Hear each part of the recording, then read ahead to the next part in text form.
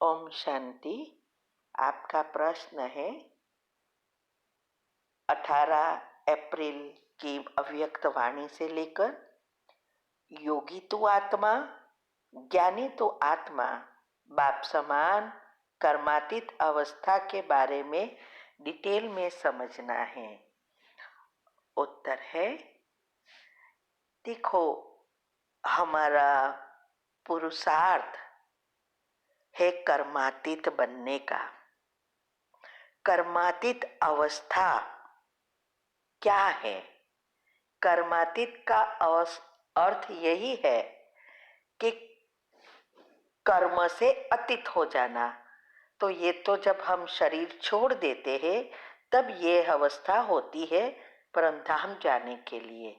लेकिन इसके लिए रोज के कार्य में हर समय हमें ये पुरुषार्थ करना है कर्मातीत बनने का। तो कर्मातीत बनने का पुरुषार्थ है कर्म करते हुए भी कर्म बंधन में नहीं आना। हर एक कर्म संबंध में परिवर्तन हो जाए, अर्थात हमारे जो पिछले हिसाब किताब है वो चुकतू हो जाए और नए अच्छे से अच्छे कर्म बने।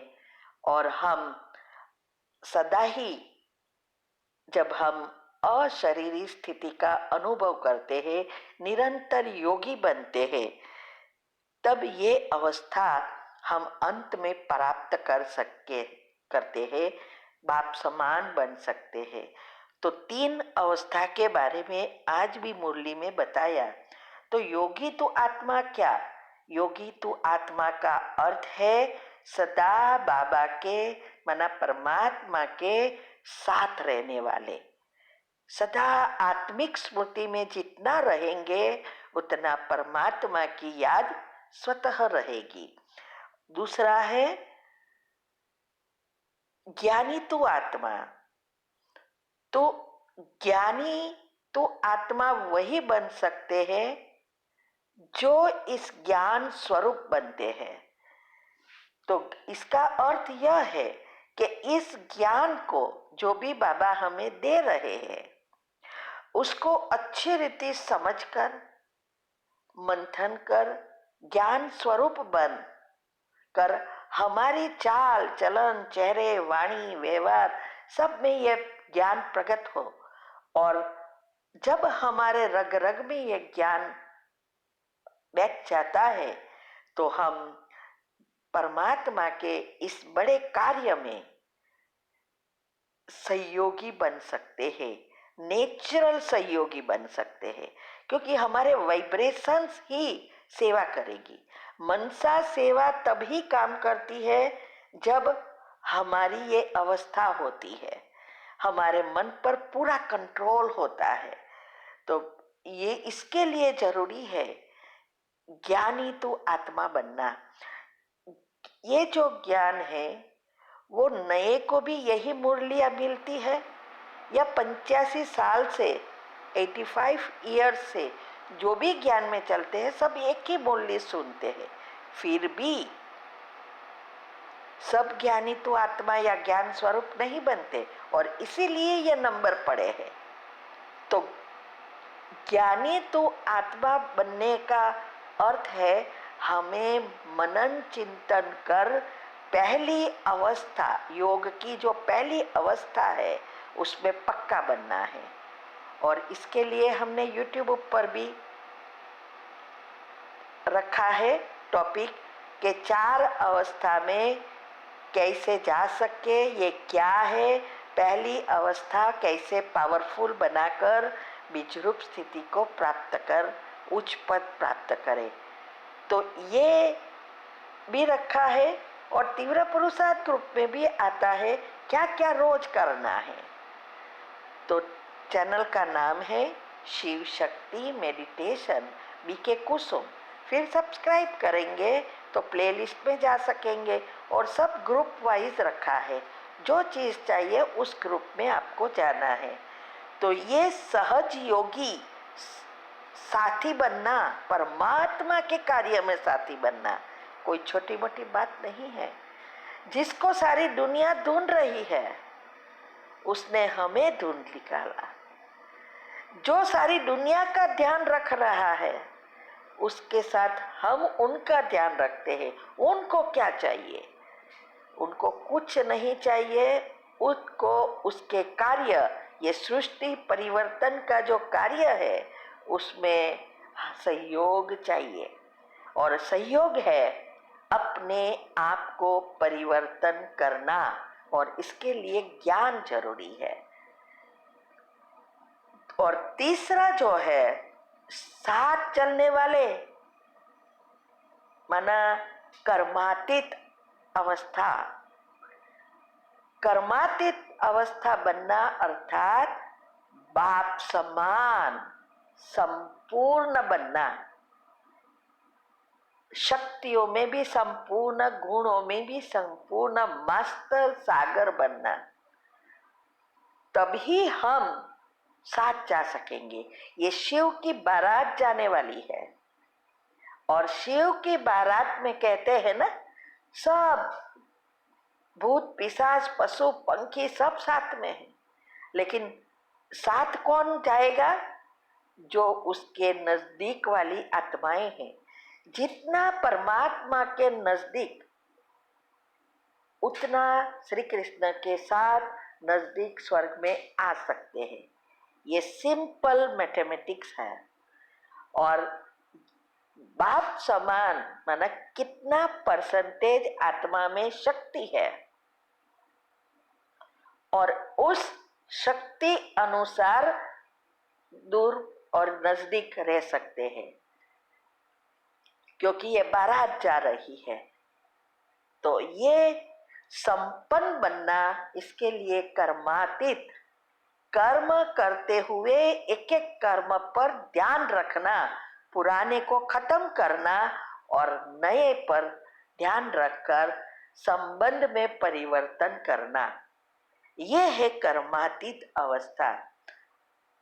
तो बाबा ने यही कहा कि ये तीनों में से अगर एक भी विशेषता की कमी है तो ये ब्राह्मण जीवन की विशेषताओं के अनुभवी नहीं बना सकती। संपूर्ण ब्राह्मण जीवन का सुख या प्राप्तियों से वंचित रह जाते हैं, क्योंकि ये सारा परिवर्तन की बात है।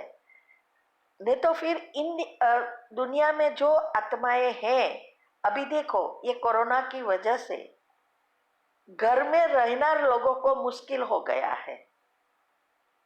अगर हम भी ऐसा ही करें, सारा दिन न्यूज सुनते रहे, सारे दिन व्हाट्सएप पर चेक करते रहे कोरोना के बारे में, रूमर्स फैलाते रहे, टाइम नहीं जाता, बोरिंग हो जाते, तो फिर हमारे में ने उनमें में कोई तफावत नहीं।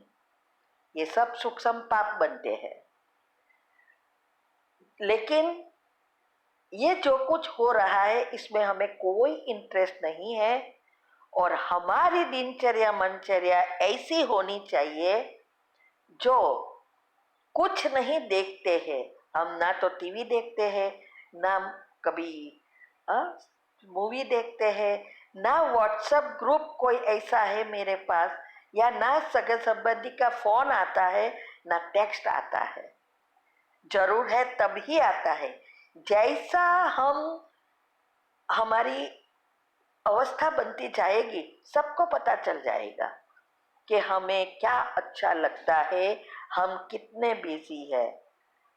तो भी हमें टाइम नहीं मिलता, क्योंकि सारा दिन का इतनी सेट हो गई है दिनचर्या और मनचर्या, एक मिनट भी ऐसी वैसी नहीं होती। तो ये जो है, ये अवस्था कर्मातीत बनाने के लिए ऐसा समय भी हमें कम पड़ेगा। योग, सारा दिन योग अच्छा लगता है। योग में हम कैसे आगे बढ़े, क्योंकि चारों सब्जेक्ट में मुख्य योग ही है। इससे ही हमारी आत्मा में शक्ति बढ़ेगी और हम आगे नंबर में जा सकेंगे। तो ये तीनों चीज में अगर हम एक भी चीज मिस की, माना कमी है, तो परमात्मा के साथ जो सुख हमें मिलता है उस सुख का अनुभव नहीं होगा, बोरिंग होता जाएगा। इसीलिए बाबा ने कहा कि भगवान ने तो सबको रोज एक ही मुरली सुनाते हैं, वरदान भी समान देते हैं कि संपूर्ण भव, माना सर्वगुण संपन्न, सोले कला संपूर्ण, संपूर्ण निर्विकारी बनने का जो वरदान है सबको समान देते हैं। ऐसा नहीं कि किसी को थोड़ा कम समान वरदान दे, सबको जास्ती के यथाशक्ति ज्ञानी बनो या त्रेता में जाओ, ऐसा तो नहीं कहते हैं ना। तो बाबा ने बहुत बहुत अच्छी रीति ये बात समझाई है। ठीक है, तो ये तीनों अवस्था ही माना बाप, टीचर और सदगुरु, ये तीनों इसमें आ जाता है। और वो जैसा कर रहा है, हमारी रिस्पॉन्सिबिलिटी है कि हम भी उसकी बातों को अच्छी रीति धारण कर नंबर 1 में जा सके। ओम शांति। का प्रश्न है, आपने एक पैराग्राफ भेजा है कि बीमारी बीमारी नहीं है लेकिन ये सेवा का साधन है, ये पैराग्राफ समझना है। उत्तर है, देखो ये दादी से बात कर रहे हैं कि बीमारी चल रही होगी, तो बाबा कहते हैं ये जो दवा और दुआ दोनों हमेशा हमारे साथ है, चाहे दादी है, चाहे मरारती है, चाहे ब्राह्मण परिवार है, सभी आत्माओं के साथ दुआ और दवा दोनों मिल है। लेकिन बाबा कहते हैं कि भले हमारा जो भी पेपर आता है उसको हम सूली से काटा कैसे बनाए, वो हमारे पुरुषार्थ के ऊपर है। बाकी बाबा का हाथ सदा साथ है। तो बाबा कहते हैं कि हर कदम में पदम मिलता है। वैसे भी बाबा ने आज बहुत अच्छी रीति कर्म की गति भी समझाई है। तो बाबा ने कहा कि आप बेफिक्र रहो, हिसाब किताब चुकतू हो रहा है लेकिन अवस्था इतनी अच्छी है कि इससे आप दूसरों को प्रेरित कर रहे हो। जब दादी ने कहा इससे फ्री कब होंगे, दादी ने पूछा, तो बाबा ने क्लियरली कहा अगर आप संपूर्ण बन जाएंगे तो सुख संवतन में पहुंच जाएंगे। लेकिन इस अवस्था से अनेकों को बल मिलता है, क्योंकि जितनी हमारी अवस्था अच्छी होती है, बीमारी या प्रॉब्लम हमारे लिए जैसे चीटी है, तो इससे से अनेकों को प्रेरणा मिलती है। क्योंकि योग के प्रयोग बाबा ने सिखाया है, उससे हम सब कुछ कर सकते हैं। तो बाबा ने कहा कि ये बीमारी आना, प्रॉब्लम आना, ये भी तो सेवा का साधन है। उसको हटाने के लिए हम योग भी बढ़ाएंगे ना, और अनेक आत्माएं उससे प्रेरित भी होगी। नहीं तो क्या कहेंगे, तैयार जो मिल जाता दादी को सब अच्छा कर देते, तो फिर उसका एहसास नहीं होता। औरों को भी लगता कि ये लोग तो, उसको क्या मालूम दुनिया में क्या चल रहा है, क्योंकि वो तो बस सारा दिन भगवान के साथ होता है, उसको तैयार मिल जाता है। लेकिन बाबा ने कहा कि ये कोई भी चीज हमारे सामने पेपर बनकर आती है तो हमें हिम्मत दिलाने की सेवा करनी है। ये भले थोड़ा सा हमें ऊपर नीचे बना, ये हमारा पेपर कड़ा आ भी जाता है तो हमें दिल से कष्ट नहीं होना है, खुशी खुशी से इस पेपर को पार करना है। और जितना हम खुशी से पार करेंगे उतना हमारे ये पेपर से हम हल्के बनते जाएंगे। और यही है पुरुषार्थ करना, कि ऐसा नहीं कि जब पेपर आए तब योग लगाने बैठे। योग लगेगा ही नहीं। अगर हमने हमारे मन पर काबू नहीं किया है, वश नहीं किया है, तो वही चीज याद आएगी तो और ही बढ़ेगा। लेकिन हमारी अवस्था ऐसी चाहिए कि स्टॉप माना स्टॉप। तो बाबा यही बस कहना चाहते हैं कि हम बच्चे एग्जाम्पल के रूप में हैं, तो हमें ये के कांटों से सुई बनाने का, रुई बनाने का हमेशा पुरुषार्थ कर हमारी अवस्था को अचल अडोल रख, नए पेपर बना, नए कर्म ना बने, उसका ध्यान रखना है। लेकिन बाबा कहते हैं कई बच्चे इस बातों को नहीं समझते हैं। बाबा को भोलानाथ समझते हैं, लेकिन भोलेनाथ के साथ महाकाल भी है। मना हिसाब किताब चुकतो कराने वाला भी है और करने में मदद करने वाला भी है। लेकिन मदद कौन सी करता है? उसकी शक्ति देता है। तो शक्ति देना उनका काम है, रास्ता बताना उनका काम है, करना हमारा काम है। ठीक है। ओम शांति। आपका प्रश्न है, आज मुरली में आया कि विधि एक कदम की है, सिद्धि पदम कदम जितनी होगी, लेकिन एक कदम की विधि तो यथार्थ हो ना, ये समझना है। उत्तर है, देखो इसके बारे में ये 3 बातें जो हमें बताई, उसके साथ और 3 बातें चेक करने को कहा। समय की विशेषता का लाभ कहाँ तक प्राप्त किया है। बाबा पूछ रहा है कि ये समय कौन सा चलता है, चेक करो कि समय अभी जो है संगम युग का समय सारे कल्प में सबसे श्रेष्ठ और अलग है। एक का पदम गुना, क्योंकि परमात्मा स्वयं परम धाम से अभी यहाँ सृष्टि पर आए हैं। तो समय का महत्व यही है कि एक का पदम गुना, माना एक हम अच्छा संकल्प करते, एक अच्छा काम करते, तो उसका हमें रिटर्न में पदम गुना मिलता है। इसीलिए थोड़े से समय में हम सारे 84 जन्मों का वर्षा ले लेते हैं, भर लेते हैं, वारिस बन जाते हैं। तो बाबा कहते हैं पहले तो इसके लिए स्वयं को जानना है, दूसरा है बाप को जानना, और तीसरा है इस समय को जानना। ये तीनों चीज चाहिए।